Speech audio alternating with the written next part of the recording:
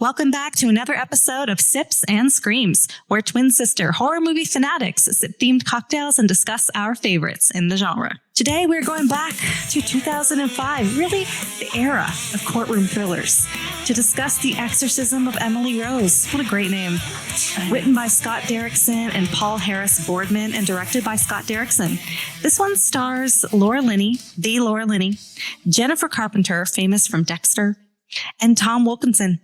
It's really a cautionary tale of moving to the big city. It's got a creepy religious family. It's got an even creepier secluded farmhouse. Oh, so many cats. Allie, I know you're happy about that one. You know I was. It's got dark devil images, maybe some possession, a little light possession. And yeah, just the most John Grisham-ish courtroom thrills you can think of. We were waiting to do this one for a while, and we cannot wait to dive in.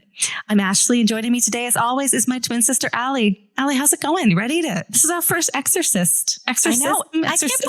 I can't believe this is our first Exorcist movie. And, you know, we asked our listeners on social media, you know, our followers, which one we should do, this one or another one. And it was overwhelmingly supportive of Exorcism of Emily Rose. This was people want it. They couldn't have responded more quickly. Like, we posted a poll and they were like, I wasn't expecting that. Emily Rose. Like, people were really passionate about this movie. Yeah. So you're welcome, everybody. We're going to discuss it. And maybe this is like our exorcism era. You know, we might just keep this going. I don't know. Maybe. Ash, I like it. Yeah. I mean, there's a lot of exorcism movies to get through. Yeah. Maybe this takes us through to the fall, you know, like right up to summer season. Exorcism summer. Let's do it. I'm here for it. As always, you can follow us on YouTube, Instagram, TikTok. Our handle is at Sips and Screams Pod. And please like, rate, or subscribe. You know, throw us a little bone. That'd be awesome. And you can also email us at sipsandscreams.podcast@gmail.com. And we are absolutely everywhere where you get your podcasts. All right, it's time. You know, it's in the morning. I don't know. But what time is it, Allie? Yeah, well, you know, whatever time it is, it is a killer cocktail time here on Sips and Screams today. And what are we doing today? Yeah, so this one's going to be a little interesting. All right, so for those of you who've seen the movie, Erin, a lot of you have, Laura Linney, right? The Laura Linney. Female protagonist, one of them at least in the movie. She likes her cocktails. She likes her cocktails. She does. She's very intelligent. You know, she likes her cocktails. She likes her gin martinis. You know, she likes her whiskey. She likes her red wine. You know, Ashley likes. Yeah. She's just, you know, drinking straight shots of whiskey. She is. Like, it looks good though, in a coffee mug. You know, we couldn't quite do gin martinis this morning. So we're doing something a little lighter, but we are paying homage to Laura Linney's character, Erin. And we are drinking some white wine out of martini glasses today. Yeah. It's a little weird. Cheers. Okay, cheers. It is weird. It's kind of weird because, like, you take the sip and you're expecting like a vodka or like gin. And you know what? Straight white wine. Yeah. We're wimps, guys. Like, you could take bigger gulps than this. But, you know, Ash, I think mine, for those listeners, I can describe it to you. Mine's more of a it's not a traditional martini glass, right? It's a little more rounded. So I think mine looks a little bit more like a wine glass as opposed to yours, which is very triangular. Mine's very traditional. Yeah. It's almost like a blue. You know what? Be anything in there, Ash. You know what? Like, we could have lot. We're doing dirty martinis, but you know what? We're always going to tell the truth. So this is white wine, everybody. Yeah. Cheers, everybody. We're making it fancy. All right, it's time for Sips and Synopsis. Allie, why don't you take a sip of that martini in quotation marks and tell us all about the plot of The Exorcism of Emily Rose. I love the way you say it, Ash. I mean, the name of this movie, it's so great, right? It's so good. It rolls off the tongue. We're going all the way back to 2005 for this one. Great year. It was a great year. It's hard to imagine this was 21 years ago, though. Yeah. Yeah. I mean, 2005. Yeah. What was going on in your life 2005, Ash? Do you even remember? I had moved to Toronto. So I was like a couple years in. Yeah. I don't know. I took some time off from university. I was just, you know, living it up in the big city, working like 3 jobs. I was a little hustler. I was a little hustler in 2005. You were, Ash. You were. Yeah. I had just moved to Boston, actually, and I was starting my graduate program. But I remember, this one, I believe it came out in September 2005, was very excited to see it. The trailer was great. You know, who doesn't love an exorcism movie combined with a legal thriller? I think it's brilliant. It's the only one to do that. Yeah. And on top of that, though, based on a true story. And that is guaranteed to get audience members in their seats, right? And it doesn't matter. Like, I'm going to discuss this later. Like, Okay, we're going to get into it. The real story that this is based on. I mean, for all of those ones, because usually they just throw it on there. You know, we've talked about a lot of these in the past. And like, if someone had a dream, they're like, based on a true story, because I had a dream about this once. This one actually is based on a real person. And I'll talk all about that. But we're going to go through the movie version, which was extremely entertaining. Oh yeah, it was amazing. And it starts right out. You know, there's these sounds, there's a man. Sorry, who was he was going to the very beginning? The doctor. Sorry, he was a man. There's a man going to this house, right? And this house, when I say it's the middle of nowhere, it's the only thing around. There's a barn. It's creepy. Very gray, very dreary. This entire movie, it rains a lot. They really evoke, you know, that depression, that religion. Yeah, all of it.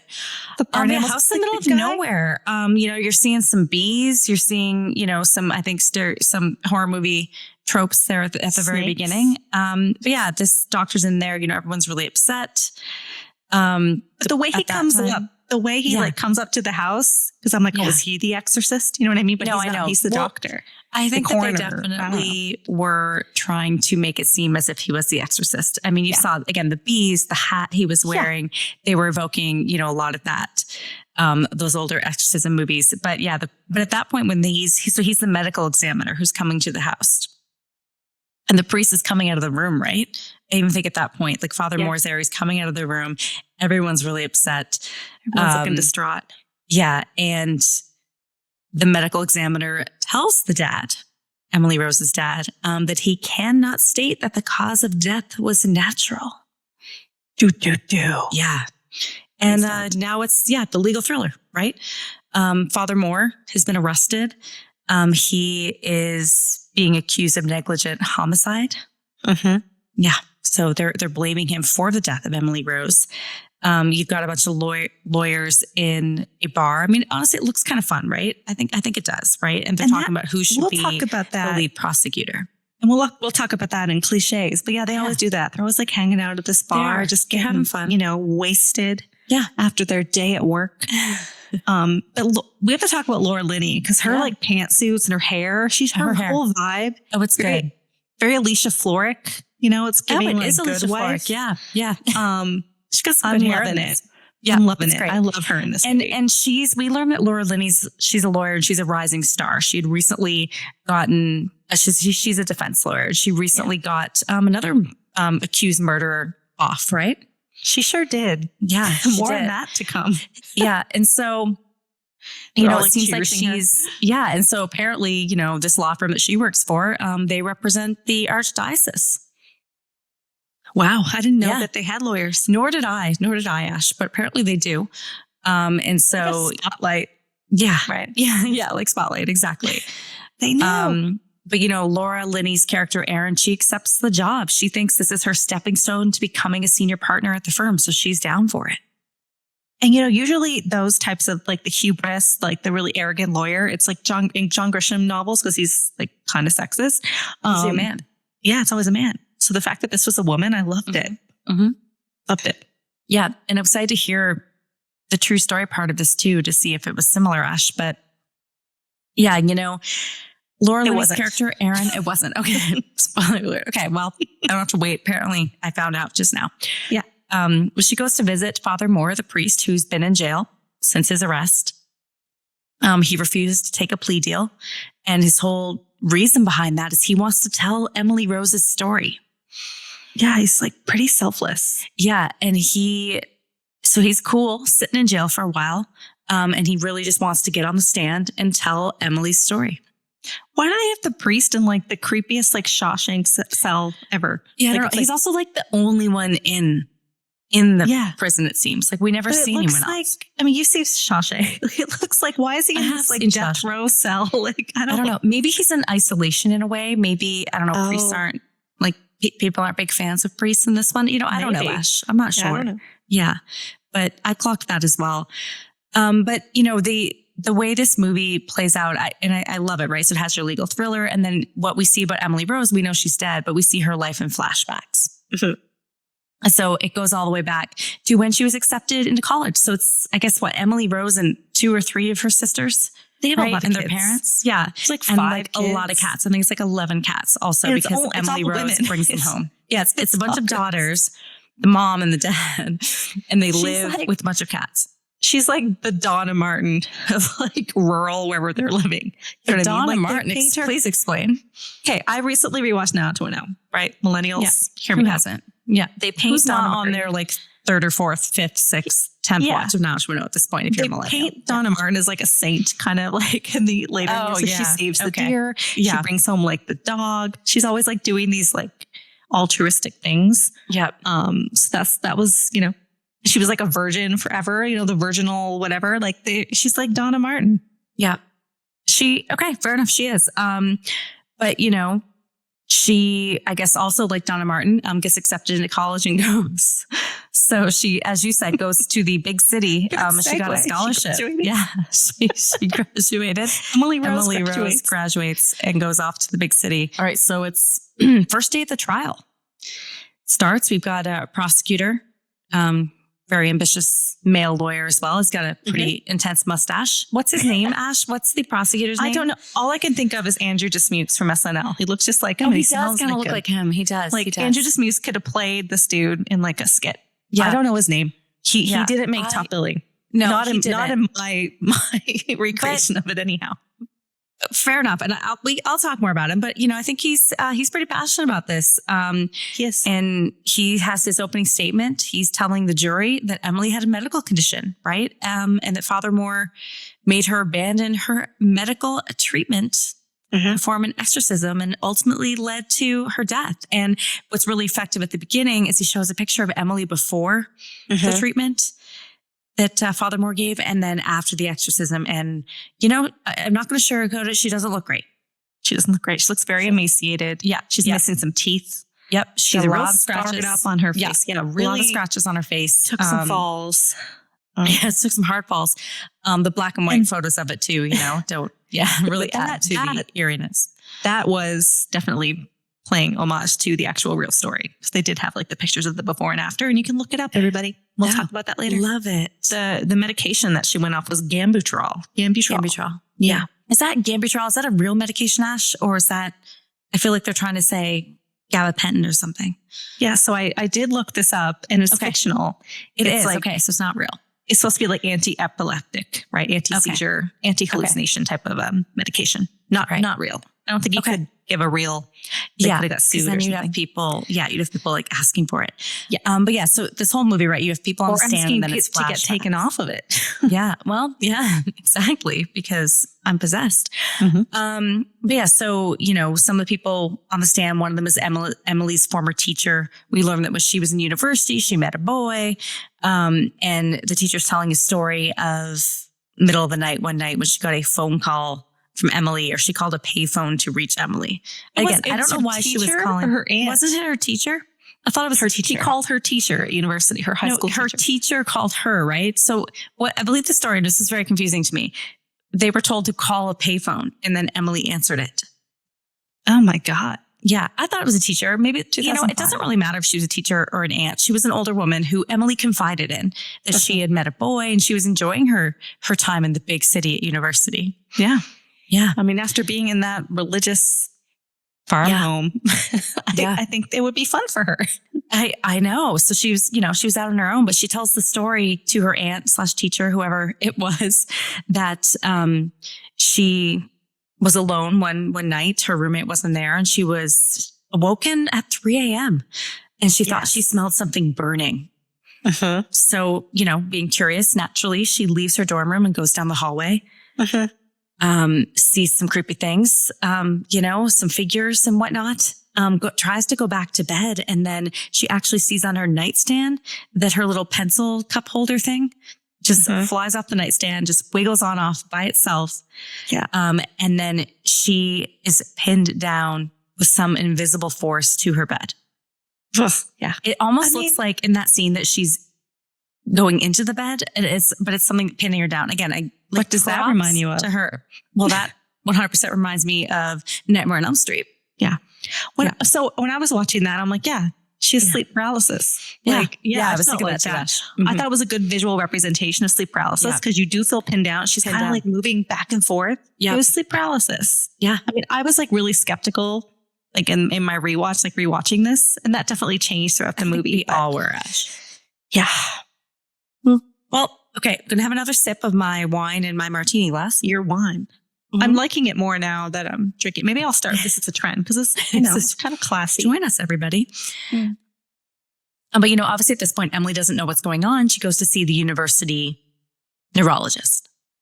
And what university is this? It just says like the university. And the they don't say, right? I think it's supposed to take place in the US. We know it was filmed in Vancouver at UBC, actually, University of British Columbia. Beautiful campus. But yeah, so she goes to the neurologist and their original diagnosis is epilepsy. I mean, I watched Grey's Anatomy for many, many years. So this tracks, right? Everybody remembers the Izzy storyline when she had a temporal lobe tumor. Yeah. She's hallucinating Denny. I mean, this tracks. Denny. It was around the same time. It was. So who copied who? Yeah, but they prescribe her medication, but basically like Emily she doesn't keep up with her medication or her follow-up appointments, right? I think even early on, Emily was convinced this was not a medical issue, but a spiritual one. Right. Yeah. So I have a question. Yeah. It only seems in all these exorcism movies, it's only the religious people that are getting possessed. So I feel like I'm safe. You know what I mean? Like you have to believe in it to get possessed. And if you don't, you'll just be like, well, I think that's whatever. True. Yeah. And I mean, I think throughout the movie, right, Laura Linney, she claims that she's agnostic. And throughout the movie, I think as she starts to sort of believe-ish more and more, some weird things keep happening to her. Yeah. Or she's noticing them. Yeah. Like she's like attuned to it or primed or whatever. Yeah. Well, I think if you didn't believe, right, you would obviously believe the doctors and think that you have epilepsy. Yeah. But one of my biggest fears, like growing up, was being possessed. Yeah, like because we watched The Exorcism as like kids. I know, irrational fear. I'm like, like I'm watching all these movies. I was like actually scared that could happen. But did it stop you from watching them? No, Ash, no, it didn't. No, you know what? I went the other way. Yeah, I leaned in. You're like, give me all the Exorcism movies, and here we are. I might learn some years later. Yeah, and we're now going into our Exorcism era of Sips and Screams. So it's going to be a wild ride, everybody. Yeah. But throughout the trial, Aaron keeps visiting Laura Linney's character. She keeps visiting Father Moore in prison. He shares with her at this point too, that there's some dark forces surrounding this trial, right? Drink every time you hear dark force. Dark force. In this movie. And all right, dark cheers. Forces. Mm-hmm. as if to warn her, he's telling her this. And whenever he warns her, did you notice this? He talks so close to her face. It's like. Yeah, they do talk close. They do. I know that's a movie thing to like fit in the shot, but I'm like, dear God, man, get a little closer. You weren't concerned before, you might be now. Yeah. But yeah, so we also, again, going back to flashbacks, we learned that after that first incident and when Emily was hospitalized, that's where the demons overcame her. So there's some really effective visuals when she's in the hospital and you almost see her get, I guess, officially possessed by these demons. Yeah. The eyes turn black. Yeah. Yeah. The eyes turn black. She does some contortionist things. Again, Jennifer Carpenter, very good at this, right? So good. Yeah. And moving her body in a way that looked as if she was being possessed by and controlled by these demons. Yeah. There's a great scene, right? When she is starting to believe this and she knows it's a spiritual thing as well. She starts seeing basically people's bleeding out of their eyes and everyone that she sees as she walks through campus. And again, we all know that's been done a lot in many different horror movies, but I thought they did a really good job in this movie. Maybe this is one of the first ones to do that, actually. I think it was her and her reaction to it was so good, right? Yeah. She's almost like looking for help. And then everybody she's trying to seek refuge with. Yes. It has the black tears of death or whatever, the devil. Yeah. Yeah. It's great. No, absolutely. And she makes her way to the university chapel. Her boyfriend, whatever his name is, Jason, right? He sees her and he follows her there. Again, it seems as if something's controlling her body. And she asks him for help too, right? And meanwhile, Jason's speaking to Aaron's character and others, and he says that he was there until the very end. And we do learn that, yes, he was there till the end. Yeah. And was even present at said exorcism. What a trooper. So they were dating for like a few months. Were they even dating, Ash? Like, I feel like they were friends. I don't know if they were dating or not. I think they were boyfriend and girlfriend. Because they're boyfriend and girlfriend. He like held her in bed and they were like in the same bed. You're right. You're right. He was cuddling her in bed. You're right. Okay. Yeah. All right. Boyfriend. Well, he did love her, Yeah. Lots of weird things were happening and he stayed till the end. He did. But, a lot of the movie is around Laura Linney's character, Erin. And we had learned at the beginning that she defended this dude named Van Hopper. And she defended him so well that he got off from a murder charge. And as she's sitting in a bar one of these nights, she sees that he's actually gone and killed another, I think it was family again. Was it Ash? I think it was a family. Couple. It was another couple. Yeah. So she successfully defended him. He was released and it looks like Van Hopper's up to it again, unfortunately. And he had like one of those 3 names, right? Was it Brian Van Hopper or something? Maybe. I just had. They always have 3 names. Yeah, but he had a first name. So I guess he was a serial killer, right? Like John Wayne Gacy. They always have like 3 names. Yeah, I think he was a serial killer. So that happens, and then that night, as Erin's sleeping, she wakes up at 3 a.m. Right? You have that old school alarm clock that's on the nightstand that I think all of us had when we were younger, right? Yes. And so she wakes up at 3 a.m. It seems like she's smelling something too, right? It almost seems like she's also smelling something burning. She goes out to the kitchen, lights go off on their own. The door to her house opens on its own again. And it's almost as this isn't really enough to rattle her. Like she experienced all of this and she's like, okay, she just goes back to bed. She goes outside and she gets a glass of water and then she sees her front door open and she drops said glass of water. We never see her clean that up. She's barefoot. We don't. And there's a lot of glass. I mean, that's shattered. I feel like your feet are all bloody, Laura Linney, and you don't. I mean, she gets back into bed. I don't know, Ash. She's not, like you said, not rattled. She's clearly experiencing things though at 3 a.m. And so now we go back to the trial. And the prosecution has a doctor on the stand and he's talking about the autopsy, right? And how the autopsy showed that Emily Rose died from malnutrition and physical injuries. Yeah. So, and he says that she had psychotic epileptic disorder. And and then he makes a claim, right? That if she had kept on her medication, her Gambutrol, that this would not have happened. She wouldn't have died. So prosecution has a pretty strong expert testimony saying that, again, had Emily Rose stayed on her medication, that she would still be alive today. Right. I mean, pretty damning for Father Moore. I feel like they should have just, I don't know. We'll discuss the whole movie, but just sedate her and feeding tube. I mean, you know what I mean? Yes. Obviously, you're speaking, you're preaching to the choir here. All right. I've got strong thoughts about this movie. Save the girl. What is happening? I know. And so, at this point, because of that really strong testimony by the doctor, Erin is now thinking, what can she do, right? So she's, I think, at the library and her partner comes in. So, Erin, she's a good lawyer, right? And so she just heard that testimony of the doctor on the stand. It's pretty damning. And she now wants to validate the other side of this. She wants to actually validate possession. I love it. Possession in a court of law. Yeah. So, and she's smart about it, right? Though she is. And I think she also wants, she's identified an expert who can come in and kind of give the scientific basis of possession. Yeah. So now it's time for the defense opening statement. So Erin, Laura Linney's character, had avoided giving her opening statement earlier, right after the prosecution. So now it's her turn. So she's giving it. And she's saying that, contrary to what the prosecution has presented, that it was possession that killed Emily Rose, not a medical disorder. Not a bad defense, though. It's what you believe.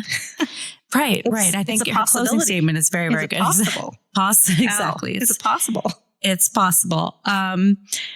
So first up that Erin brings to the stand is Jason, I guess her boyfriend, friend, whatever. Clearly someone who cared about Emily Rose. It was her boyfriend. Okay. You're having some problems with this. It was her boyfriend. They never called him that in the movie, Ash. So I don't think she was allowed to have a boyfriend, but clearly he was her boyfriend. All right, fine. But he shares, the demons that Emily had shared, that the demons wouldn't let her eat. Oh, yeah. And that she would be, he would try to comfort her. He would wake up in the middle of the night and her body was all contorted. She was like on the ground, like just like stiff and like in a weird position. Like rigor mortis. That was. Yeah. And he stayed, it must have been her boyfriend because he did not go running. He stayed and he actually, at that point things were getting worse. And so he took her home back to that farmhouse. Would you stay, like, if you woke up and your CH was on the floor? Well, if my CH currently, yes. Like, if CH is on the floor. You wouldn't, like, run out the door and, like, call the cops? Or you would just be like, it's okay. I would help him. Yeah. What if he was possessed? Well, I don't think he'd be possessed, but, like, if it was, like, we'll talk about our viewpoints on this, but I would immediately assume a medical thing. I wouldn't go running. You would? What if it was me? If it was me, Ash, would you go running? Would you help me? No. I would be like, demon, get out. You would call an exorcism. You would call an exorcist to get in there right away. I think I live by a church. I would just go knock on the door and be like, Father, you take me over there. I'd fire him and carry you out and bring you over to the church. I'm like, you got to get the demon out. We've got a problem here. Emily Rose is taken home and she never returns from that farmhouse. And it really seems from the moment she goes home that things just get worse and worse and worse. Girl couldn't hack it in the big city. she couldn't hack it. A cautionary tale. We just talk about country mouse, city mouse. Like, what is this, Ash? Do you think this is a story about how don't go away to college, stay home, and you will not get possessed by multiple demons? I think she couldn't handle it, and so all Emily these Rose things couldn't hack it, and so the devil got her. The demons got her. That's Ash's take on this movie. Yeah, she's back home with their parents always wanted. Yeah. Maybe they said possessed or not. Happy to have her home. Upstairs. In whatever form that is. I mean, the mom barely sees her. The father's with her, but the mother's rarely in that room. Oh, we're going to talk about the mother. Come on now. Her sister seems to try and go check on her, right? And there's this one scene in the flashback that we see, her sister's going in to check on Emily. Yeah. Emily's like in the corner. Yeah. And as she gets closer, you see that she's just eating bugs. Like she is eating insects. She's eating cockroaches. She's hungry. Yeah, well, she hasn't been eating. Eaten in weeks. But she's, trying to get some sustenance with those bugs. Yeah. She's scratching the wall. She's pulling her hair out. I mean, she's not doing well. And it also seems like she's speaking languages other than English at this point too. Mm-hmm. Yeah. Almost in like tongues. Yeah, it is. And language. I don't know all the languages, but no, nor do I. But apparently she can speak a few. And so back to the trial. Emily's father, Mr. Rose, is now on the stand, and the prosecution starts talking to him about the book of abnormal psychosis, right? And everything he's saying is kind of like it could all be explained. The stiff muscles, kind of everything, her hallucinations, sort of everything. And it almost seems in that moment, right, like that the father didn't know about any of that. At least that was the vibe that I was getting from him. This was sort of the first time he was hearing about it, that there could have been another explanation other than demonic possession. We learned from Mr. Rose, from Emily's dad, that after that night when she was eating the bugs and pulling her hair out and all that from that point on, she was in Father Moore's hands. Yeah, they're like, we can't deal, Father. Yeah, have at it. And he was their local priest, right, from the parish they all attended. So now Erin brings her doctor, her scientist to the stand, right, if you will. Yeah, who has expertise in the science of possession. Oh, I love this woman. I love her. Yeah, I love this woman too. She's a professor at Northwestern. Mm-hmm. And she says that she believes that Emily Rose was hypersensitive. Mm-hmm. And she actually blamed the drug Gambutrol as to why the exorcism that was performed did not work on her. Because she was taking this drug and effectively it locked her in the possessed state. Had she not been on that drug, she would have been more susceptible to the exorcism. And I thought that was great as well. Well, some of these things like numb you, right? So you're not going to be susceptible to some of these like psychological treatments, which makes sense because those parts of your brain are like not active. Yeah. So that actually made sense. But the way she delivered her testimony, I loved her. She was great. I love that actress too. She's been in some other things, but she, we learn at this point, or it's later on in the movie, that Emily had been on the Gambutrol all throughout, even the exorcism attempt, and then did eventually go off of it based on Father Moore's recommendation, right? Because it just wasn't working. But, also at this point, we learned that there was actually a medical doctor in the room during the exorcism. Dr. Cartwright. Oh, comes out of nowhere. Dr. Cartwright just coming in hot. And does he not look like a psychologist, psychiatrist? Freud. What do you mean? Okay. Dude was dressed up like Freud with the glasses and the beard. I think he had tweed. I'm pretty sure he had a tweed jacket on with elbow patches, right, Ash? Whatever we get to when they have their conversation. I have some things to say. Yeah. And so, he was at the exorcism, and he called them basically saying he wants to come in and testify, right? Because Dr. Cartwright has been following the trial. He's seeing that they need his help at this point. Yeah. So Aaron goes to meet Dr. Cartwright. He explains that he used to be a part of Father Moore's parish. And Moore actually called him in during the exorcism to give that medical perspective, right, from an actual psychiatrist during the performing of the exorcism. Cartwright tells Aaron that Emily was not mentally ill. He was there. He saw what happened during that exorcism, and he says she wasn't mentally ill. He regrets being there. Has said ever since then he started praying again, actually. And he said that he examined Emily and she knew what was happening to her, right? And I think Aaron's the one that says this, that crazy people don't know they're crazy, right? So Emily was very aware of what was happening to her. So based on Dr. Cartwright's correct thing to say. It wasn't. I clocked that too when I wrote it down, but I definitely clocked it too, Ash. It wasn't. Yeah. This was 2005. It was a different time. Yeah. If you're in like some people that like actually have some of those, more severe psychiatric disorders, you lose a little bit of insight, but for the most part, you have periods of lucidity. So I don't know. Yeah. But he agrees to testify at this point, and he actually hands over a little tape recorder to Aaron. So now we know there's a actual recording, a tape recording of the exorcism. Yeah. Again, why wasn't this shared earlier? But they're building they're building up the suspense. But I have to say, when he's like, I want to testify, it's such a kiss of death. And they do this in every John Christian movie. I'm going to testify. I'm going to save the day. It's not going to work out for Dr. Cartwright. She should have not let him. She should not have let him. But like every movie, whenever they're like, I'm going to help you. Oh, you mean the Cartwright testifying? Yeah. Because Father Moore also wants to go on the stand, and his wanting to go on the stand is to tell Emily's story. Yeah. Again, selflessly for some reason. I guess he's a priest. Is he? He's a priest. Yeah. He's a priest. Yeah. So Aaron goes and visits Father Moore again. He in prison, and he's still claiming he wants to testify to tell Emily's story.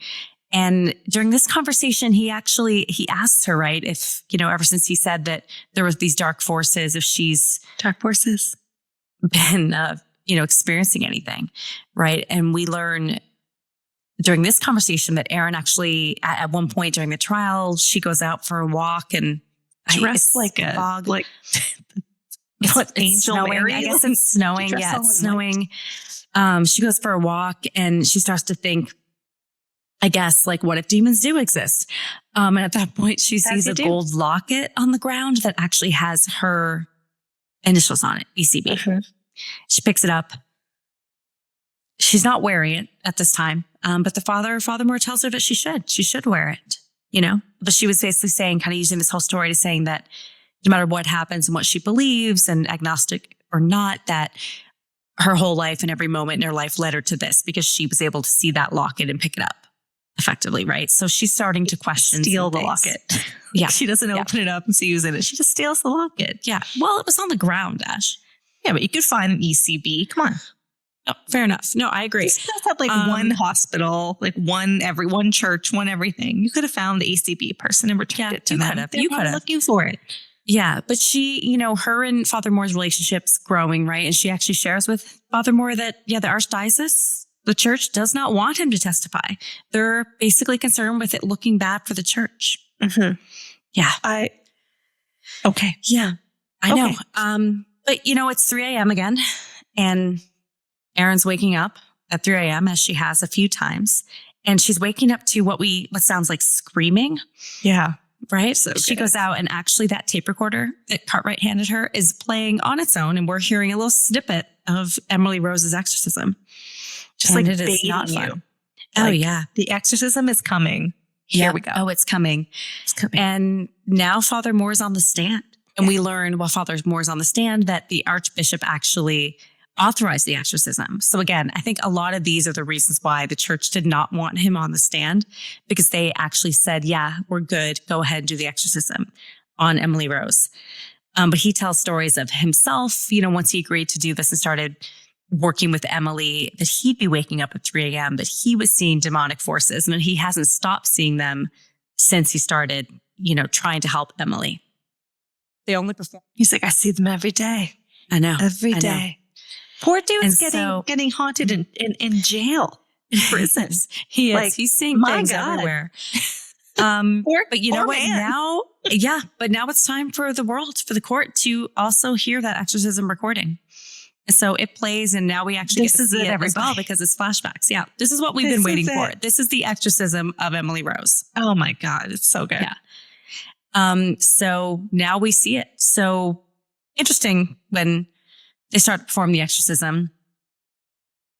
We've got Father Moore, we've got Dr. Cartwright, we have the boyfriend Jason, I guess, and the dad, Mr. Rose. Yeah. We do not have the mom. We do not have any of the sisters. Some cats roll in and out, but it really is the men.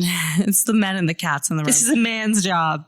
I guess it's a man's job. It's like, have you ever seen an exorcist with a woman priest? Or women can't be priests, can they? I don't know. I don't think women can be priests. That's Can probably they? why. I don't know, listeners, can they? I don't know. Can they? I don't think so. Maybe there has been a few, but I'm pretty sure no. Okay, someone should make that movie. Maybe they'll be more successful. Let's do it. I think if women Futuristic were priests, movie where there'd be a women are lot of priests. things that didn't happen. That's true. Yeah. Well put. Well put. Mhm. Let's do it. Let's do the Pope's Exorcist too, but it's a woman. But it's a woman. I like that. I'm down. Yeah. Also, I need to at some point tell my story about the Pope's when we went to go see the Pope's Exorcist. Yeah. No, I thought the movie was called The Pope's Exorcism. I went to see this movie, and I thought it was going to be about the Pope being possessed and Russell Crowe performing an exorcism on the Pope. That'd be better. It would be better than the actual movie. That's what I thought the movie was about, because I misread the title. So a misplaced apostrophe. You had the apostrophe somewhere else. You have the Pope's exorcism. But it was the Pope's exorcist. But the fact that until about halfway through the movie, I didn't realize it was. I think it took me to halfway through, and then I was like, "Wait, I thought the Pope was the one who was getting the exorcism." That's a sequel. And maybe it'll be a woman. I don't know. A woman's going to come in and give the Pope an exorcism. Or it's in the future, and the Pope's a woman. And Russell Crowe is giving her an exorcism. There's so many ways they could go with it. So many ideas. Just a lot of ideas. Let's do it. Let's reach out to the screenwriters of that one, Ash. Let's see what they think. You could take this in a few different ways. Yeah. I think the world's ready for a female exorcist. Or an exorcist. Exorcist. Yeah. And I do Pope. too, Ash. I think so too. Let's go. Yeah, let's do it. But Father Moore has directed everyone in the room, right, not to ask questions, to do everything that he says. He's really in charge here. Mm-hmm. They restrain her. She breaks through them pretty easily. The cats come in. Effectively, I think she's controlling the cats at this point. And what takes Father Moore down is a couple of cats attacking. Take him down. And then at this point, Emily breaks free and jumps out the window. Jumps out the window. And just onto the ground. I think so. I think they are, right? Girl jumps out the window through the glass, falls down, and is walking the kids from or running like the kids from weapons to the barn. It's crazy. Yeah. She gets to the barn, and maybe the barn was a better place to have the exorcism, from the very beginning. You think?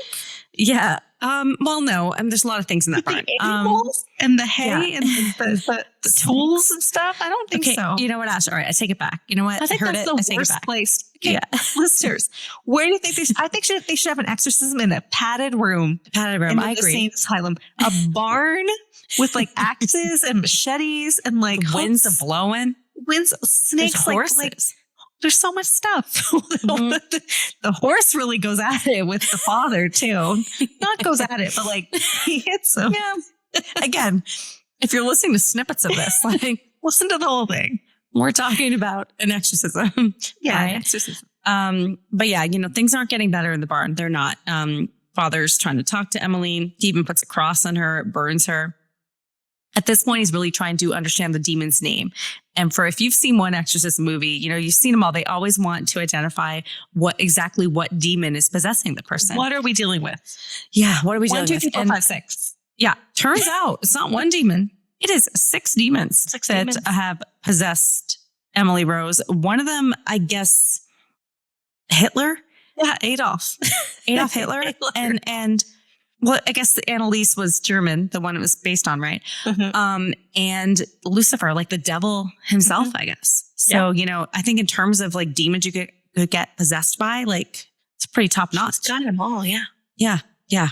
But yeah, the horses are breaking free. Lots of stuff's happening in that barn. But one thing that is not happening through the air, like, the exorcism isn't working. The horse is hitting. He bucked up on the dad, like hits him with his hooves. Mr. Rose, not doing well. He gets like knocked out. Kill you. Yeah, they revive him. He sends Dr. Cartwright over it. They do revive him, but at that point, they abandon. Dr. Cartwright was there. Yeah, you're right. He was there, and he revives Mr. Rose. But yeah, she's possessed by 6 demons. It seems pretty powerful. It's pretty clear at that point that this exorcism isn't working.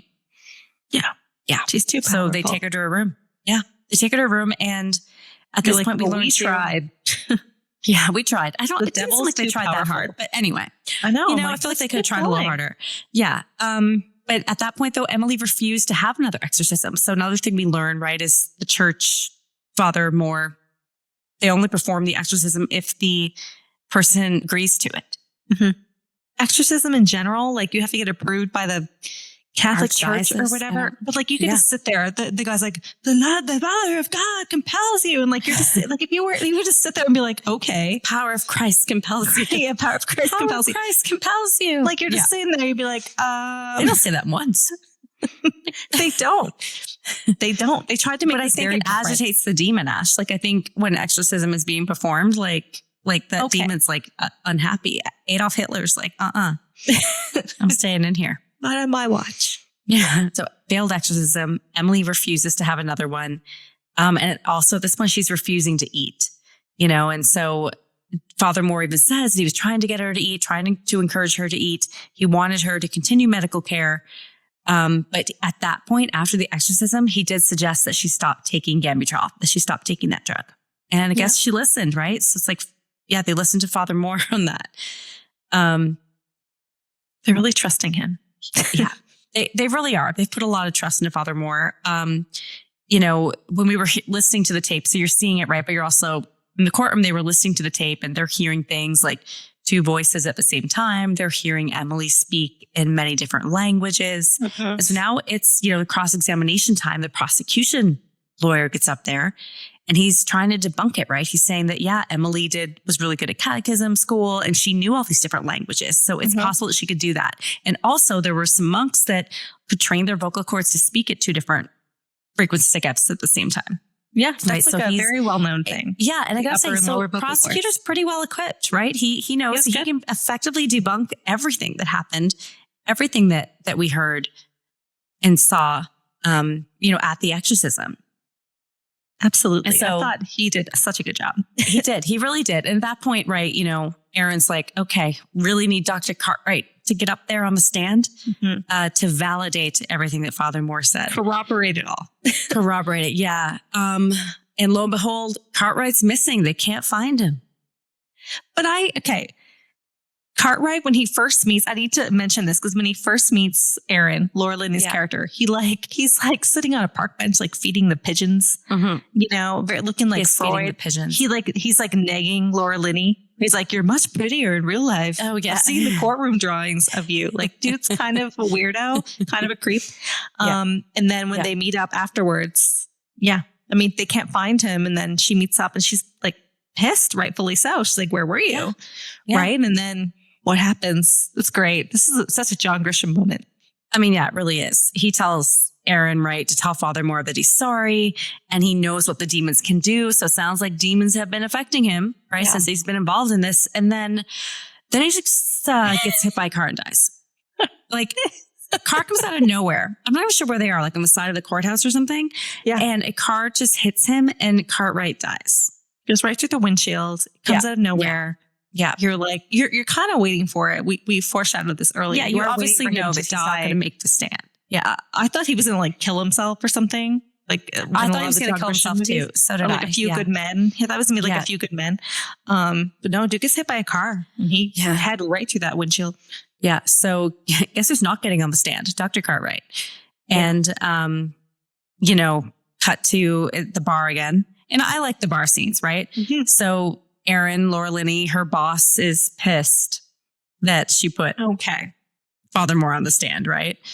Yeah, but then he brings up, her boss, who's some other like well-known actor as well. I forget his name, but he comes up and he's really like mad at her and he's not happy. They are defense lawyers. He brings up the murderer that she defended that she got off, which they were like, way to go, Laura. But then the murderer like kills 2 other people. I'm like, you guys are defense lawyers. Like, how many people are actually guilty? I thought that was like a low blow. But it's because, I know, but the reason he's doing it, right, is because the Archdiocese, the church, is a client. So they basically said, like, she cannot call him back up. She can't have Father Moore back on the stand. So she goes to see Father Moore one more time in prison. She lets him know that Cartwright's dead. Yeah. Some like more a lot happened. Yeah. More close talking. Cartwright's dead. She tells him that without Cartwright's testimony, that effectively it's all over for them, right? That they're not going to win. Yeah. Yeah.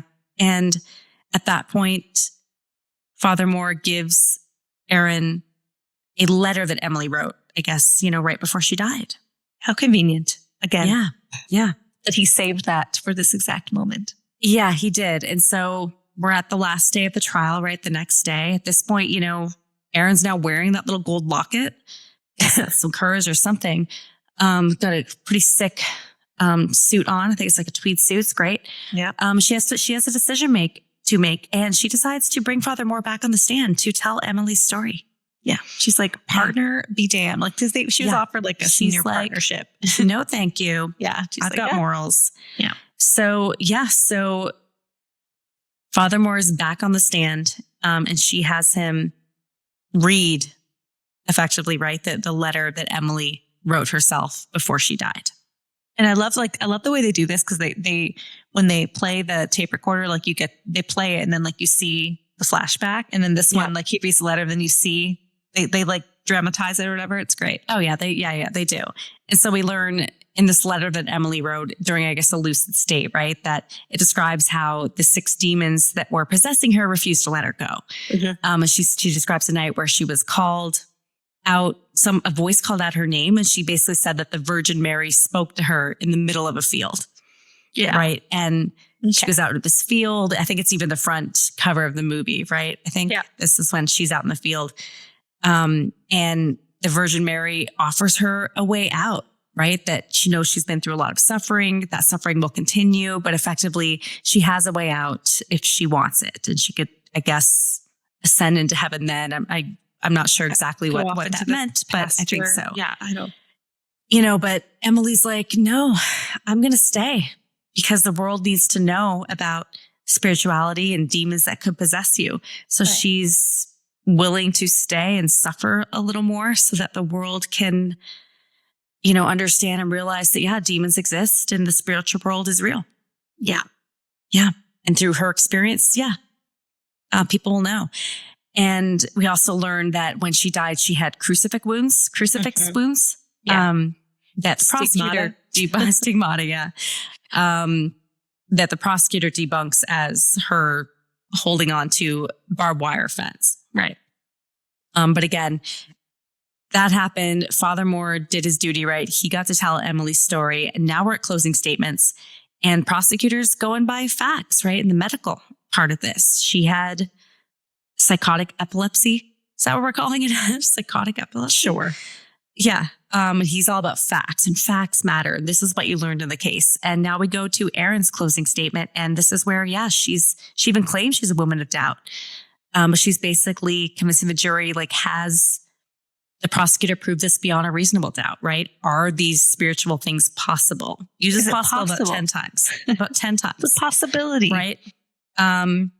Is it possible? Have they proved it beyond a reasonable doubt? And then it's verdict time. And you know what? That jury, they found him guilty of negligent homicide. I forgot. I think they found him guilty. And I was like, so did I, Ash. I did too, because I think after Erin's like passionate plea about the possible and all of that, that you think maybe that he's going to get off, that Father Moore will get off, but they actually find him guilty. And I guess at the beginning, Father Moore had asked that if he is found guilty, that he would like to be sentenced right away and not wait to be sentenced. And so they all agree to this. And right as the judge is about to give her sentence, the jury speaks up and they're like, you know what? We have one more thing to say. One more thing. We recommend that Father Moore's sentence be time served. Yeah. Judge thinks about it for like, I don't know, a couple seconds. Is like, yeah, I agree. Half a second. Yes, I agree. Let's time served. Time served. Father Moore, convicted of negligent homicide, is off with time served and walks away a free man from the courtroom. Which is a victory for Erin. Yeah, it is a victory for Erin. So much so that, her lawyer firm is all happy about this and offer her partnership, right? Because of this, because they're effectively seeing it as a win. The archdiocese bishop, whatever, the church is happy. He comes around real quick. Yeah, he does. She declines though, seems like she does not want to be a part of that world anymore. And, at the very end, Father Moore and Erin go visit Emily's grave. And then we actually see that night, Erin go to sleep. She turns her clock. Earlier in the movie, she had turned her clock around because she didn't want to see that 3 a.m. time anymore. She turns back around, looks like she has a nice, peaceful sleep. Yeah. Yeah. And that's the Exorcism of Emily Rose. Oh, what a movie. And it clocks in at around 2 hours. And I don't know if you noticed at the end, like they definitely did some reshoots. Her hair gets like much longer and like much blonder. It's a wig. Wait, it's a wig 100%. And it's also not just the end. Earlier too. There's a place early in the movie. It's definitely like a blonde wig. Yeah. And they definitely reshoot. It's earlier in the movie too. There's a place. I immediately clocked it. Yeah. Yeah. 100%. I was like, her hair's like real voluptuous. Yeah. This is a great movie. And like we said at the beginning, it's based on true story. So it's actually based on a true story of this woman called Annalise Michel. And she went through this ordeal in like the late 1970s. It's based on a 1981 nonfiction book called The Exorcism of Annalise Michel, which kind of has like a similar, I know Jennifer Carpenter has done interviews and she said it like has a similar cadence as like The Exorcism of Emily Rose. Like it sounds, that same kind of like feminine Annalise cadence. Michel, yeah. Yeah. So it was written by a religious anthropologist named Felicitas D. Goodman. She had written that book in 1981. So it was adapted for the screen by the screenwriters.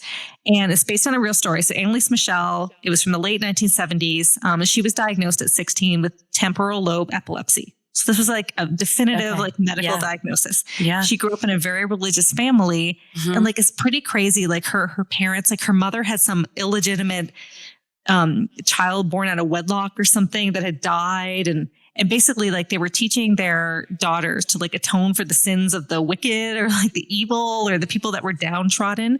So there was all these things where Annalise was like doing all these atonement things. So she'd be sleeping on stone. She would like sit in like a weird like praying position for hours. I mean, there's a lot of people that do this in like certain religious contexts. But this is like a whole thing. So she had this almost like guilt. She did go away to university and like had the same kind of experiences and like went on medication and it wasn't working for her. This girl went through 67 exorcisms. I bet 67 exorcism sessions. Yes. And like eventually went off her medication, agreed with like the priest and like her parents that, it wasn't anything that modern medicine could do. It was something only like spirituality could fix. And she was the same as like Emily Rose. Like she became very emaciated. She actually broke her knees from like being in the praying position for so long and like broke her tendons. So when they did the autopsy, she had like no cartilage left in her knees. So it's like a very, very sad type of story, but she had the same type of thing, like wanted people to know the spirituality was real and demons were real or something like that. Anyway, so it was absolutely insane. And they did have a trial, but it wasn't just the priest that was on trial. There was 2 priests that were on trial. It was her parents, Anna and Joseph Michel. And they were all found guilty of negligent homicide. The parents and the priest. Okay. And the priest. Yeah. And the priests were sent to jail for 6 months. And the parents were let off by the judge because they said that they had suffered enough. So they got time served, if you will. Basically. It was a crazy, absolutely insane story. And she has this like burial site in Germany, and people do, I guess, still sometimes visit it. But like it was all just the girl had epilepsy and they didn't treat her properly and filled her like head with lies, basically, from religion, and she died. But absolutely, I want to actually read the original book, but you can go on like Reddit and like go on YouTube and like go on all these like articles and they discuss it at length.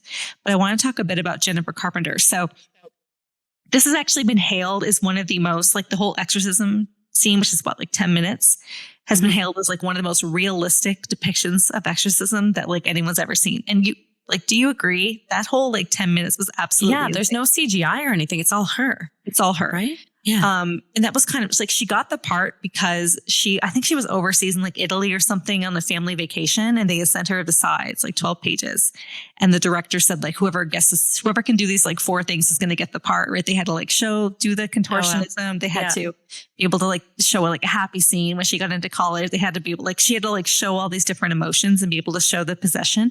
So she practiced it and like went back and like won the part. But she really committed. Like she would practice for hours a day, like contortionist positions, like making her face look really creepy. Her hands, the way she's it was so creepy. Yeah, absolutely, like terrifying. And I guess one of the like she like would work it with a mirror and like make these weird things with her face. And I guess they had to cut some of the scenes to get a PG-13 rating because some of the scenes were too terrifying. Like she looked too creepy. And it would have been like an R rating. So they had to cut some of those scenes so that it would be PG-13. And she's done a lot of interviews where she talked about this. She's like, she worked really hard on it. And one of the things that Scott Derrickson has said is like, if they did this in The Exorcist or any of these other movies, like, we don't want to do it. Right. That's why like she pulled out her hair. That's why they had her like jumping out the window and like some, like her bending back and some of these other things. In 2005, this was pretty original. But they really wanted to make it unique to their movie, which I mean, those scenes are terrifying. I thought they did a really good job. And then in terms of behind the scenes facts or things that had happened, there were some creepy things that happened to the actors. So during filming? Yep. During filming, Jennifer Carpenter said her and Laura Linney, they were both staying in a hotel, and they had been friends. They worked on some things before. And I guess Laura Linney had like put her up for the role, even though they weren't in any scenes together, like they were buddies. Yeah. And I guess in the hotel room, Jennifer Carpenter has done interviews and said that, yes, in the middle of the night, her radio would just come on by itself and play one particular song. Every time it came on, it played one particular song. Any guesses? Pearl Jam's Alive. I'm still alive. Yay. What? There's no way that's true. Apparently it's true. She's given interviews about it. It would come on in the middle of the night and consistently play Pearl Jam's Alive. Everybody. At the same spot, Ash, or would it choose different places in the song? I don't know that level of detail, but it was always Pearl Jam's Alive.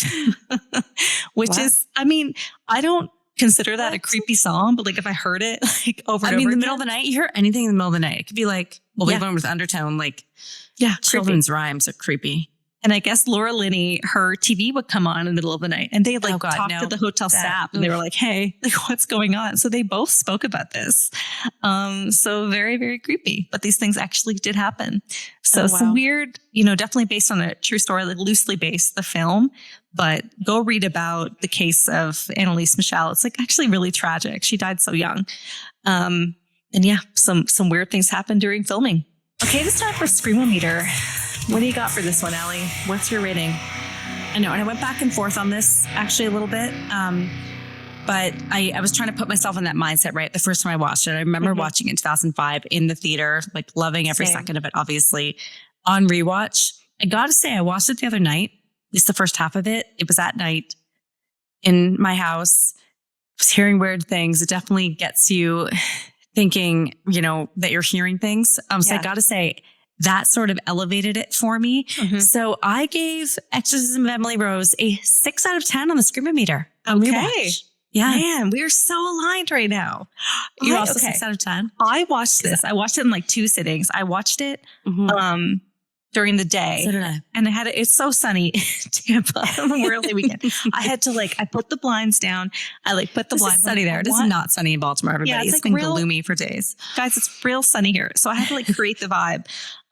So I watched half of it in the afternoon. I found it scary, definitely. And then I finished it at night. I'm I want to set the vibe even more. And crazier, yeah, right? I thought that whole, the 10-minute exorcism thing is the creepiest. And the 3 a.m. moments. I also gave it a 6 out of 10 because I thought it would have been higher. I think mixed with the courtroom drama, it kind of takes you out of it. It does. Right? Yeah, it does. It's not I think terrifying. In the theater didn't though. I remember in the theater, I remember those moments, even the Father Moore moments and all that. It was so creepy. But did you, I swear I was hearing things. I'm going to talk to you about Sip and Tell. I wasn't just hearing things. That wasn't just hearing things. Yeah. Okay. Well, I'm excited. I think this movie is kind of brilliant in terms of, it's a great rewatch. It's fantastic. Such a good rewatch. I didn't remember the ending, so it was so fun. So fun. And just the mixing with the courtroom and then and the way they play the thing and they go to the flashbacks. I'm this movie is fantastic. It moves fast too for a 2-hour movie. It's really good. It's John Grisham mixed with The Exorcist, the last exorcism. I don't know. It's fantastic. Yeah. Thanks listeners for voting for it because it was a really fun rewatch. All right. It is time for Sip and Tell, where we discuss our personal experiences related to the content of the movie, The Exorcism of Emily Rose. Do you want to go first? Do you want me to go first? Do you want to do appetizers first? What do you want to do? First, tour. Ash, I want you to go first on this. Okay. I want you to tell us your Sip and Tell first. I have 2. I think I'll start with one that I experienced a few years ago and then talk about the one that I experienced after watching the movie, which you've listened to this. Today? Yeah, today.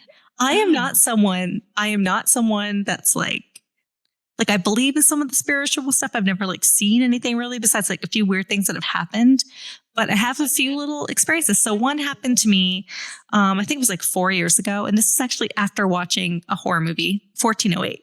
We watched 1408. Yeah. I watched it one day. I'm I'm going to turn on my comfort horror movie, watch 1408. And then we just gotten this you gifted it to us actually, the Amazon Dot or whatever it was, this Amazon Dot. In the middle of the night. No, it didn't. Yes. I wake up to, CH was there. Dana was there. I wake up to this sound. I'm what is that? And it was music playing. And it was old timey music. Yes, I wake up and I'm what? No. And it was in our bathroom, in the ensuite bathroom. And I go in, I'm what the hell? And this thing had been playing. So and I shut it off. Was it 3 a.m.? I think it was 2:40 or something. Okay. And I'm are you kidding me? And then in my head, I thought, okay, I ordered 1408 on Amazon Prime. Is this a way of them making me scared? What a good marketing campaign. Which I Googled it and apparently that was not the case. Yeah. Woke up in the middle of the night and it just started playing this creepy music. You went back to sleep after that. You were just and you by yourself followed the sound to the bathroom and turned it off. Yeah, me and CH both heard it. I'm what is that? But you didn't immediately cover your head in bed. You went and you Laura Lynn'd it. You went out to find the source. So I learned a lot about myself that night. I will get up and go because normally I would be scared. I woke up and went out. I experienced the Laura Linney. I went into the bathroom and I saw it and I'm what?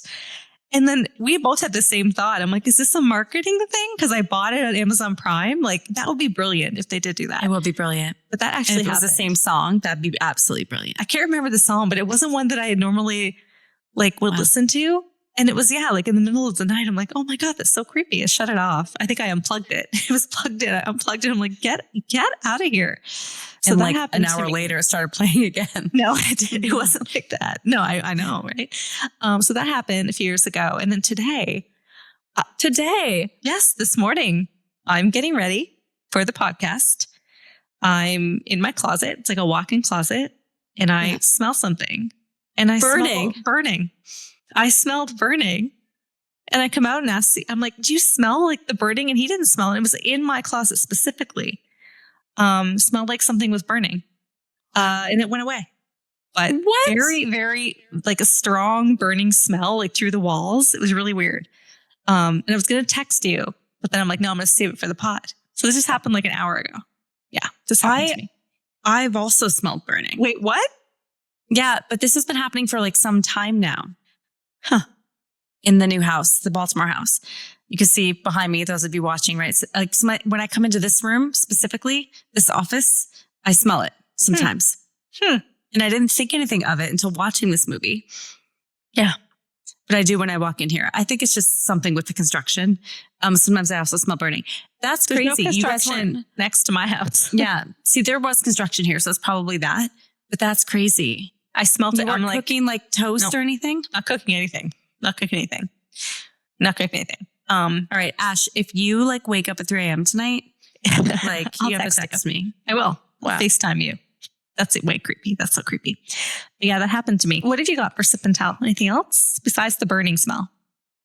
So I got to say, when I'm watching this movie, I'm coming at it from a very, like, I'm a scientist, you're a scientist, coming at it from a very scientific perspective, right? So when I see this and, you know, Emily is starving herself and all of that, it really brings me back to medically things you can do for that.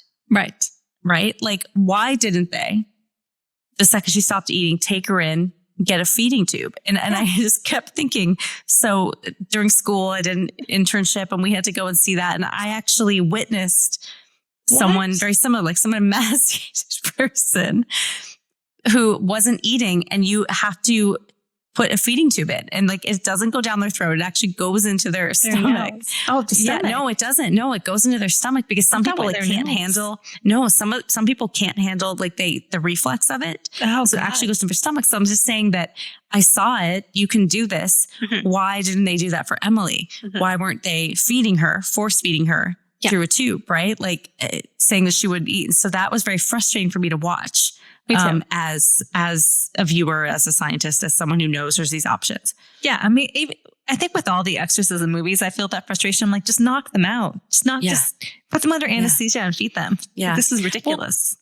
Well, but you will say like the original Exorcist, right? And they actually did send her in, like get her MRIs and all of that. Yeah. Like on rewatch, I forgot they did all that. And I appreciated that they were actually trying to do the scientific side of it. But if someone's not eating. But if she's not eating, like there are literally tubes you can put in someone and fix that, right? They do like induced comas. Like you could definitely do that. I know that was my frustration too. I understand it's a movie and whatever and exorcism, but yeah, it's very frustrating. Hey, great sip and tell. Real uplifting, Al. Thanks. That's why I said I didn't really want to tell it.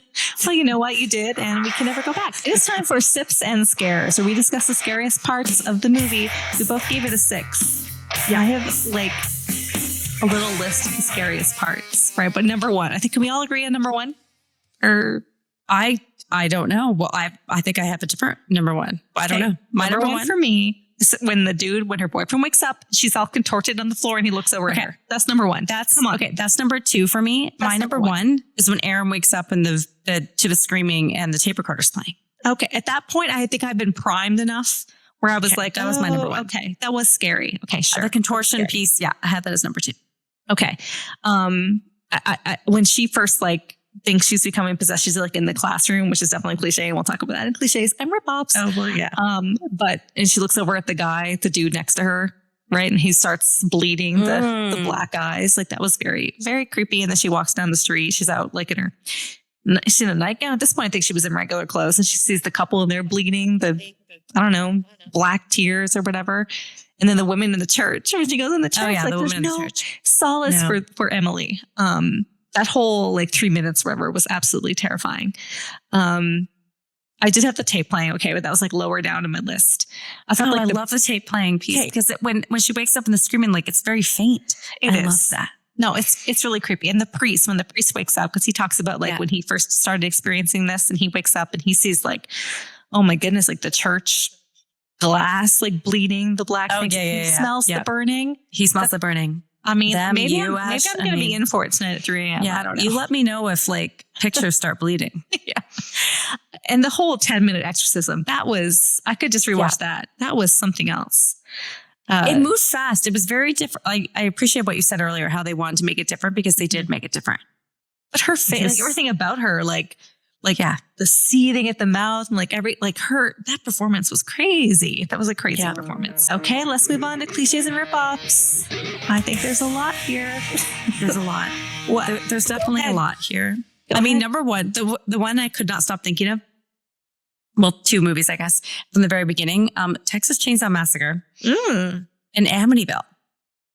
I didn't even have those. So go on. Explain. Okay, well, Texas Chainsaw Massacre, the house itself reminded me a lot of that. Yes. When the medical examiner's coming upon it. And then the Amityville, the bees. I think that 100%. So you see the bees and the nest at the beginning. 100% that had to have been inspired by Amityville. It had to have been. Yeah. And many other horror movies. And then the hat the medical examiner wears. Like that is the Exorcist hat. So I think 100% that was from that. The whole thing, him walking up, you think it's like, the music kind of sounds similar too. Yeah. Like you think it's he's the Exorcist. They do that on purpose. Yeah. Okay. I'm disappointed that you didn't mention this one. Al. What not? Okay. Yeah. Okay. Pet Sematary. Stella up in the room. What are you talking about? When they have her locked away. Oh, when the sister goes in. They have her locked away in some attic bedroom, like Stella. Drink to Pet Sematary. Guys, Pet Sematary. Go listen to that one. It's been a minute. Yeah, 100%. The Stella sister has goes in to check on her. Yeah. This girl has epilepsy. They just lock her away. The mom wants nothing to do with it. Like the family wants nothing to do with it. Yeah, they just ignore her. They're not feeding her. Like she's just up there dying, basically. Yes. Come on, Pet Sematary. Absolutely. All right. 100% Pet Sematary. Yes. All right. We already spoke about lawyers working at bars, right? They're always like having drinks after they usually have their case files like at the bar and they're working on it. Yeah, usually. That's such a cliche. And then, this is such a cliche and like also The Good Wife, any like lawyer, John Grisham thing, anything. She kind of was, we talked about this, but Alicia Florrick. She looked like her. I mean, she did. Alicia, Good Wife was way later. I think she like based her whole thing off of Laura Linney, so Aaron. They're always working late at night in absolute darkness, even though they live alone. She was like watching TV. She's like looking at the case files and then she's like, and then she drinks her wine. They always have like a glass of wine, absolute darkness, one lamp on. They're working on their things. I'm like, I can't work in the dark if I'm working something like academic. That's just such a thing. It's like so funny. I get it's like for cinematic appeal, but I think that's absolutely hilarious. I also have like the tea, we've never mentioned this, but they always like, do you have like a fancy tray for tea and like a fancy teacup that when someone comes over, you like go like, oh, just a minute and go serve them tea? Like you bring it out into the sitting room? I'm bring it out to the sitting room. No, Ashley, you don't have a teapot. A thing that I bring out to pour people tea. No, I have a Keurig. If you want a coffee, you can go get one. Okay, like this is the thing that's like a cliche. They always have this like fancy tray, and they bring it out with the teapot full, and then the teacups. Like everyone like readily has. I enjoy tea. Yeah, no, no. What? It's not something I have available. I don't even think I have a pitcher. Like if you're out of luck. Someone like offered me a tea. I'm like, I guess. Like, I guess so. I like tea, but I just like heat my stuff up in the microwave. Yeah, put that in for 2 minutes. You're good, and then put the little tea bag in. Yeah, you're good. But that's just like a cliche. Like, there's so many movies and things like that. We're like, like they bring it out with like some cookies. I'm like, who has this like at the helm? Like you're just like ready to go with this tea thing. I do not. Okay, Emily Rose looking out the window. Right? She sees like some devilish figure. She's like in her classroom. What classroom is this at university, by the way? It looks like a high school classroom. Yeah. She's looking up the window, very Halloween, very Nightmare on Elm Street. Right? It follows. Very, all of them. Yeah. But I think they did it well. It was really good. They did. What about session 9, Ash, with the tape? Absolutely. Yeah, 100%. Right. Yeah. Session tape recorder. Session 9. Yep. And when they play it and then, session 9, does it actually show? It does, right? I can't remember. It's been so long, guys. Do they actually like show the sessions? Because here, like they play it. No, you only ever hear it. You only ever hear it, yeah. But it's the same recorder. Right. I guess the same, recorder. With that sixth sense, the recording. Yeah. Okay, we talked about John Grisham. The whole thing is like giving John Grisham, especially when the guy's like, I want to testify and blah, blah, blah. You're like, well, you're dead, dude. Like you're dead. Yeah. Like bye-bye, Dr. Cartwright. Whenever they say what they're going to do and the fact that he gives over the tape recorder, like obviously you're going to die. The witching hour, right? So 3 a.m. and they talk about the witching hour in this movie. I know. I remember you telling me about that. I learned a lot. Yeah. It's like the opposite of like the death of Christ is 3 p.m. during the day. And so 3 a.m. is like the devil's hour. So they talk about that. And then I have one, and I don't know if you had this one. Okay. Has anyone seen the movie K-Pax with Kevin Spacey? Right? I have, but it's been unlocked where he was like an alien. Well, or it remains to be determined. He like says the whole time that he's like an alien going back to his like mothership or whatever. Yeah. And the whole time, like some people believe and some people don't, but the whole thing kind of gives K-Pax, because I think it's not a courtroom drama. Maybe it is actually, but no, but there's like a girl that comes in and like talks to him. And it's very like giving K-Pax the term in terms of like, yeah. Oh, Begonia. Like until the end. Yeah. Well, don't spoil that. Well, that's a new movie. I didn't say anything. Okay, it is time for alternate endings. Guess what?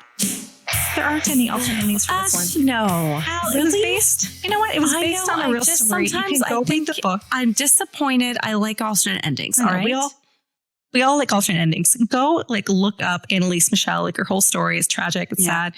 They have the book. They took obviously many, many liberties with this movie, but like the overall kind of concept remained the same. So what I want to do is talk about like our interpretation of this movie. Like, what do you think was actually happening? I think we were both very skeptical. Yeah. What do you think? I gotta say, I feel like in 2005, I had a viewpoint on this movie. Watching it now in 2026, I mean, yeah, she was just mentally ill. Yes. Epilepsy with psychosis. Father Moore definitely, and those parents definitely contributed to her death.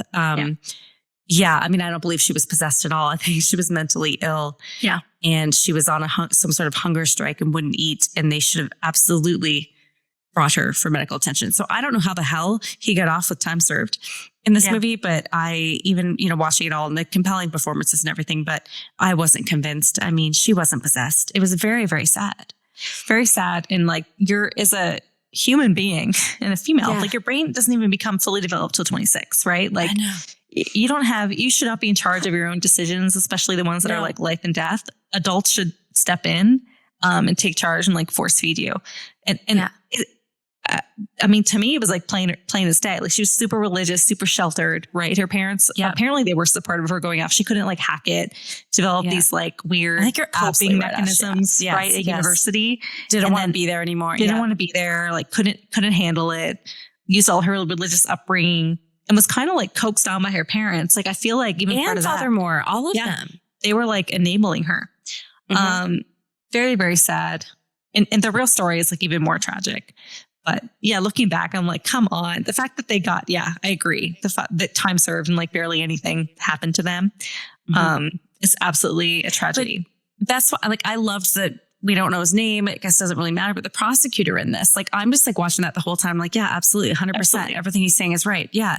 The boyfriend, everybody was enabling this behavior. They all were. And it's so crazy. Even Dr. Cartwright. Yeah. Like, everything could be explained. Like, I do like that they kept bringing it back to that. And the prosecutor kept explaining, why she was speaking in tongue and why she would know these different things. And like, well, she literally knew those different languages. And she would get attention for like doing that.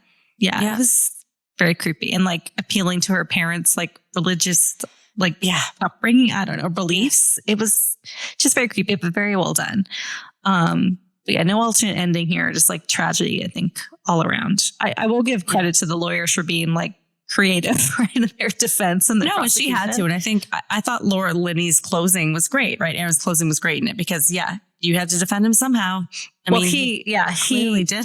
He was on the medication and it wasn't working, but like, take her to a hospital. Apparently there was one hospital in the town or something. They could have taken her in there, but very creepy. It's time for the villain. Who's the villain of this movie? I think we all might agree on this. Yeah. I mean, the villain of this movie was Father Moore and the parents. Yeah. I would say the parents, because they brought her up being very like sheltered. Father Moore had a role to play here too. I mean, but the parents were the ones like brought her. Yeah, but the parents were the guardians. They could have brought her into the hospital. Yeah. Father Moore was not a good guy, but no, the parents could have cut that off.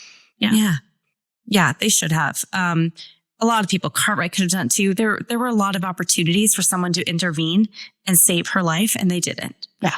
So yeah, you're like, a lot of bad people in this movie. Damned to hell. Just, are you kidding me? Gotta show that demons exist. Yeah, it was kind of like ridiculous. Dismissing like mental illness in favor of what? Possession? None of this is real. Demonic possession, I guess. I don't. Yeah.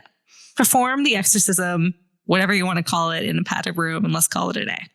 Right? Like this is not. Ash, I completely agree with you. Padded room exorcisms need to happen. Yeah. There should, the Pope's when the Pope's exorcism gets made, and it's the woman exorcist. Yeah. It's the Pope's going to be in a padded room. All right. We're bringing this all back. All right. Yeah. Pope's going to be in a padded room. We're going to get a woman exorcist come in there. Yeah. She's going to perform it in a very logical, straightforward way. Yeah. She's going to get those demons out. Maybe administer him some, antipsychotic medication. Yeah. Maybe a little bit of anesthesia. Yeah. This is it. It's probably because a woman would never do this. She's like, you know what? I think it might be epilepsy. Like, I think maybe he has psychosis. Like, how about we take him, we get him some imaging. We get some medicine in there. Let's see how that works. Let's not immediately go to throwing holy water on him and burning him with a cross. Okay. So I think we can compare this to, we'll do The Exorcist. Like, we're saving that. That is just like the holy grail, right? But the mother is very smart. Like, she takes her in. She is. Into the hospital and like make sure she gets the right tests. The mom in this didn't do anything. Damn thing. No, I mean, she wouldn't even go in the room. Yeah. No. A lot of her looking distraught. Yeah. She did not do anything. This is how it is. This is how it is. She was atoning she thought this was her punishment for like killing the kid or whatever, her illegitimate daughter that she had, like in the real story. It's very, very weird. Yeah. God. What a movie. Well, that's going to do it for Sips and Screams episode 32, The Exorcism of Emily Rose. Thank you so much for joining us and listening today. Join us next time as we sip on more themed cocktails and or martinis and or wine and discuss the good, the bad, and the truly terrifying of our favorite horror movies. Cheers. Cheers.